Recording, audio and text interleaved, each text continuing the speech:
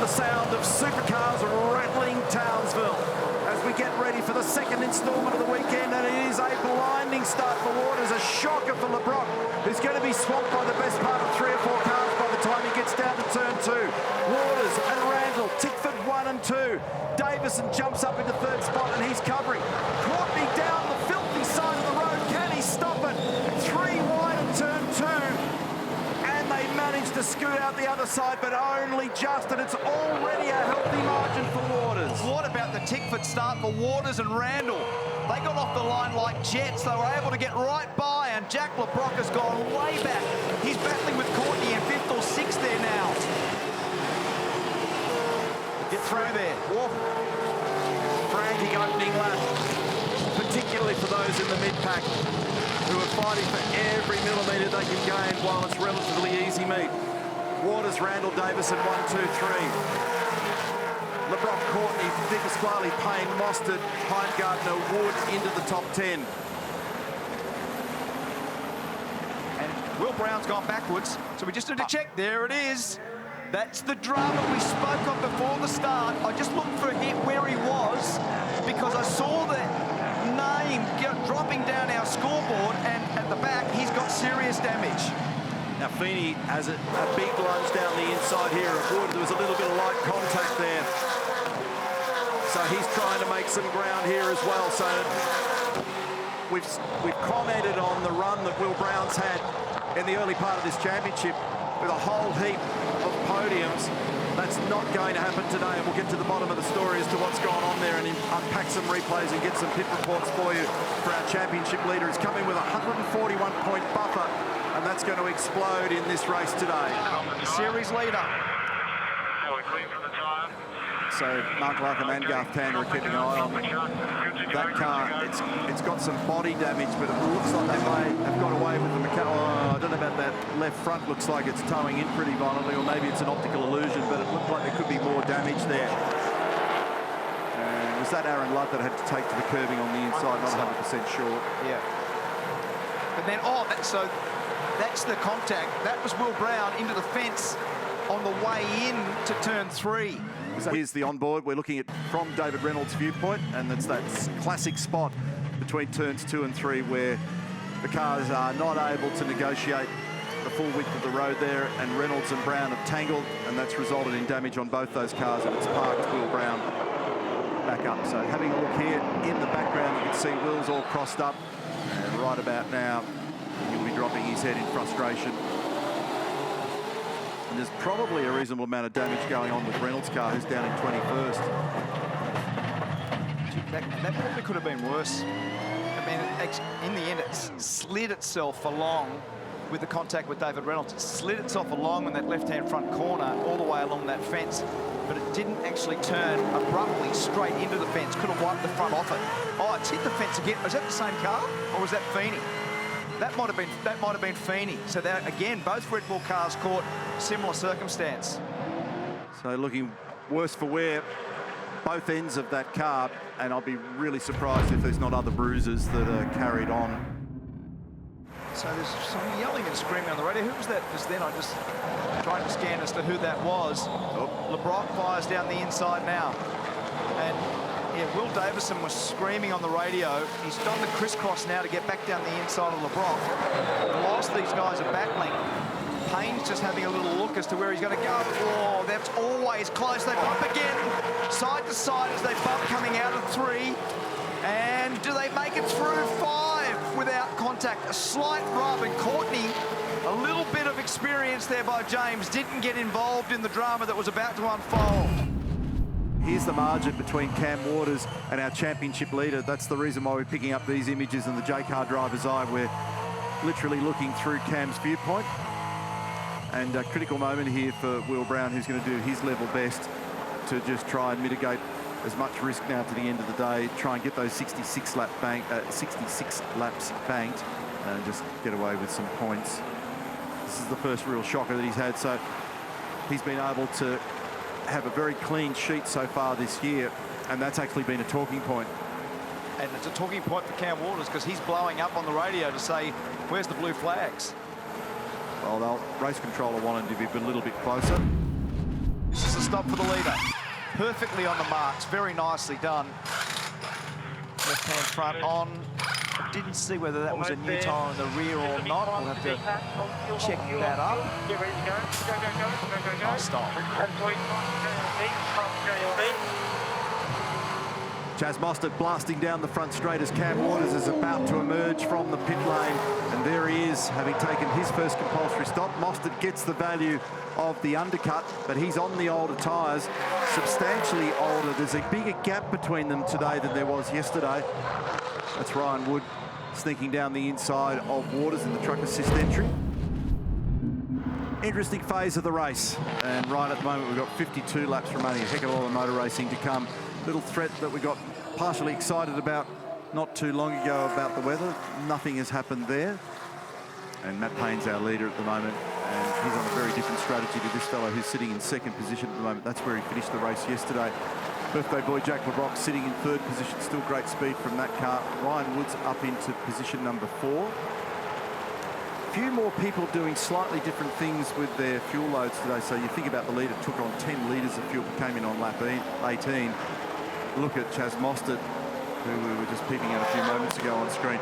Took on 35 odd litres of fuel, came in on lap 22, so a really different play. Waters stretched much longer today than he did yesterday in car number 6 in the Monster Energy Mustang. Took on 28 litres of fuel and stopped on lap number 30, so he stretched it by a couple of laps by comparison to yesterday. But that's pretty ugly, isn't it, for Will Brown? So that was bowling a wide big time on the exit of turn 6, and he was motocrossing on his way out the other side of that one, crossed up. So Chaz is in now for his second stop. Cam Waters is in a bit of strife here. He's in a heap of traffic, and his pace at the moment isn't as good. The amount of time that Matt Payne's been on those tyres, his pace is still good. He did a 17 dead there on the last lap. In fact, the time that Matt Payne, those tyres are so much older than Cam Waters. He did a 17.06, plays a 17.07 for Waters. So there's a little bit of an anomaly going on here at the moment. Now, maybe due to fuel load that we spoke of earlier. This is a radical departure from yesterday for this guy. So he's just just pitted on lap 42. Yesterday he came in for his second stop on lap 54. And Payne, I've just heard in the background on the radio, we're expecting to see in on this lap as well. We're going to see another stop for Chaz Mostert, 3-stop process for car 25. Mr. Tandersir. Absolutely, 3-stop for the 25 and for the 19. So Matt Payne coming to the lane now. He had a 15-second lead over Chaz Mostert. Let's watch how much fuel they put in this thing now. Definitely sitting still much longer now. Yeah. Well, Mostert's in the middle of a bunch of cars too now in terms of track position. Traffic's not good for him. No. So they actually put a fair bit on this car, and Garth will give us an update, but we'll get the computer numbers through very shortly for the second stop there for Matt Payne. We reckon that was about 34 litres of fuel on lap 43 for him. So he's got what, 44? Yeah, he's got 44 litres of fuel on. He's still got another hefty delivery in the 3-stopper that he's on. As we look here at 88 down the inside. So Feeney, this battle in the background's pretty lively, and Payne's mixed up in all this here as well. So traffic effect is something you've got to try and factor in all this as well, as to where you're going to drop in after you've gone through your stop. No doubt. This is the battle for the lead at the moment, by the way, just to reiterate, because there's a bit of different stuff going on out there. It's only 0.4 of a second. That doesn't matter because there's nothing between them, and Waters is virtually on the toe ball of the preceding car at the moment. Jack LeBrock in the foreground, turn 11, where they bring the car speed all the way down to creeping pace, down to about 60 kilometres an hour. And he's offering up the nose down the inside. Has LeBrock spotted him? The margin closed down, and they did just have a very light exchange. You're doing a good job. Sam Potter encouraging Cam Waters. Meantime, Payne's gone sector fastest in the first sector again to further improve that time. Now he's having a second crack at it. Is he going to be able to sneak up enough? I saw LeBrock just glimpsing to the right. You can see him moving his head, and he's given him space, and that clears Waters into the lead. Payne's in great shape here. He is. He's in really good shape. I mean, you've spoken a lot about what the difference is here in the fuel loads and how it's going to play out, but the reality around it is that his pace through the course, with continuing to have effectively sprint race formats to get to now, is going to play out pretty strongly for him. And they thought that that car had race-winning pace potential yesterday if they could get themselves in the right quali position and unfold the strategy correctly today, and the cards fell their way with traffic. And it's working out pretty nicely here at the moment. And chances are he might even clear Cam based on the numbers that we're seeing at the moment. He's going to size him up down here under brakes. Thinking about it, Cam's not going to yield in a hurry. Gets that gap closed down. Matt was very cautious then, and late in the stop, he managed the brake pedal well, and now Waters responds. So 28 laps remain when Cam Waters comes in to get onto fresh boots and take a drink of fuel. That's going to be 72 odd litres. 72 litres divided by a refuel rate of 2.3 on average. It's going to be about 30 odd seconds of fuel. Nice and square, hard on the board. Nice and square. Communication, very important right now. This is going to feel like a long period of time for Cam. And there's no rush with wheels and tyres in this scenario, but it's still, I find, remarkable to pick up one of those wheels and tyres more than 20 kilos and whack them on that hub with one hand, use the other hand with the gun. 20 down, you're going to be clear when we drop, mate. That coupling clamps to the dry brake system. It's got a couple of handles, and little release handles, and away he goes. It's a fuel intake and a vent simultaneous. And out he comes now. Who's he going to battle here when he first gets rolling? Cam Waters. He's got Macaulay Jones, the Pizza Hut entry to deal with. And I think that was Aaron Love in the background in the cool drive entry, and Jack LeBrock. Remembering that we saw Jack take his second stop, so Cam's cleared him, as you'd expect. Now, you just have to be a little bit careful not to go too hard too early on these tyres with 26 laps remaining. Just needs to make sure that he gets them in, gets himself back into a rhythm, understands now with a much higher fuel load and with the fresh tyre what the pace needs to be. And now we see Payne, who's got 23 seconds of fuel to put into this car. He's readjusting his brake bias dramatically. That'll be for the fuel weight. Fuel load. Yep. And here comes Chaz responding. So this race will now take a much clearer picture once we finish these stops and we see what the relative track position is, and then we see what the relative performance of each of these lead contenders are able to achieve. Now Waters will be getting a little bit of gain here at the moment from the undercut of the tyre. I'm not seeing any changes to the car on either, on all three basically haven't made a change. We saw a Di Pasquale tune up. Yeah. Okay, so released and gone, Matt Payne. Final stop of the race for him. Where does he blend? What's the margin to Waters? And they're about to finish the fuel here on Chazzy's car. Now that was 10 seconds odd difference between the two of them. There's Waters. And there's Cam, who's got the lights on, trying to hustle his way by the Pizza Hut entry. And there's Chaz, who's now in behind LeBrock, and he'll be side by side with Love down here into turn 2. Thomas Randall in the background just sneaking down the inside here of Jackson Evans.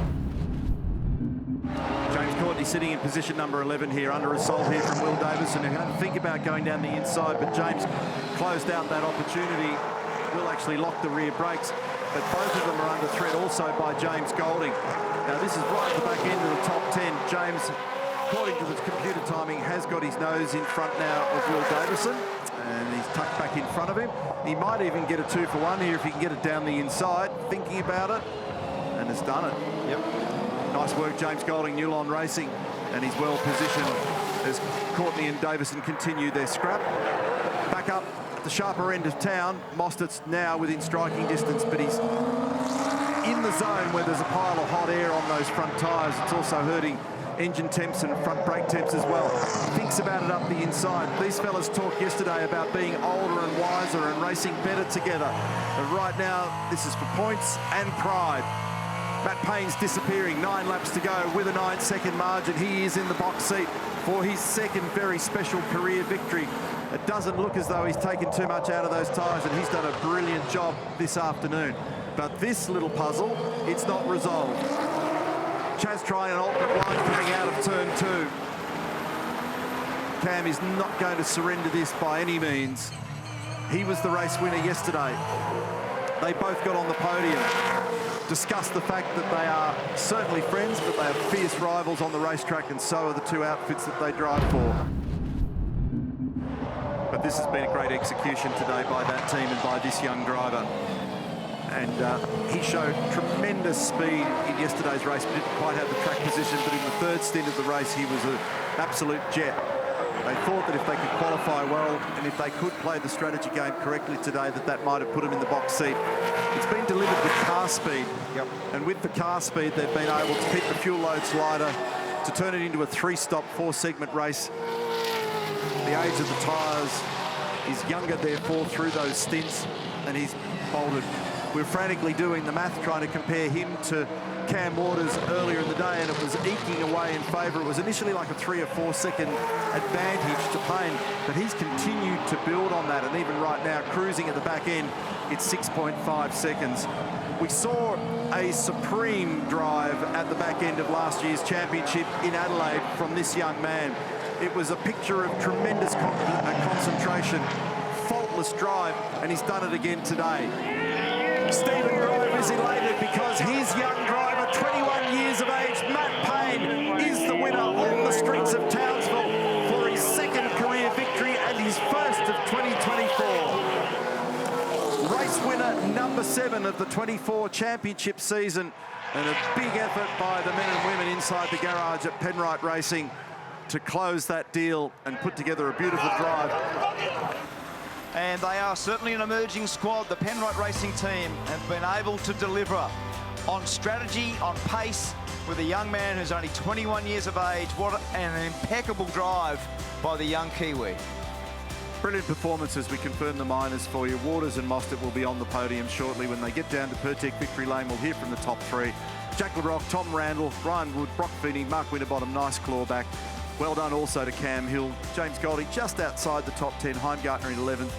Some head scratching to do for Will Davis and Anton De Pasquale. No pace today with the changes they made to the cars overnight, and they tried to tweak them during the race. Brycey Fullwood, James Courtney, who qualified so well, ending up too much understeer with 16th position under his belt. Slade, Kostecki, Jones, Percat Evans, Reynolds Love and Will Brown limping home. He is classified as a finisher. He does get some points, but his margin, a significant chunk of it has been lost. That was 141 points this morning. Will Brown finally has a slip up. They did get some points out of it today, but that points lead just about halved. Chaz Mostert still floating around, isn't he? That is not out of the question, 174 points. We know how important that team's championship is this year because of the live pit lane order. Red Bull Ample Racing finally have had that lead shrunk for the first time just about all season. It's still very healthy. Look at the fight for second between Walkinshaw and Andretti United, Monster Castrol Racing, that's Tickford, and Penrite Racing. They're all on top of each other. When both cars score points, it can ebb and flow with great amount. An amazing drive. How about this for a stat? Out of the last 3 street circuits we've been to, Cam Waters won on Saturday, and then Penrite Racing won on Sunday.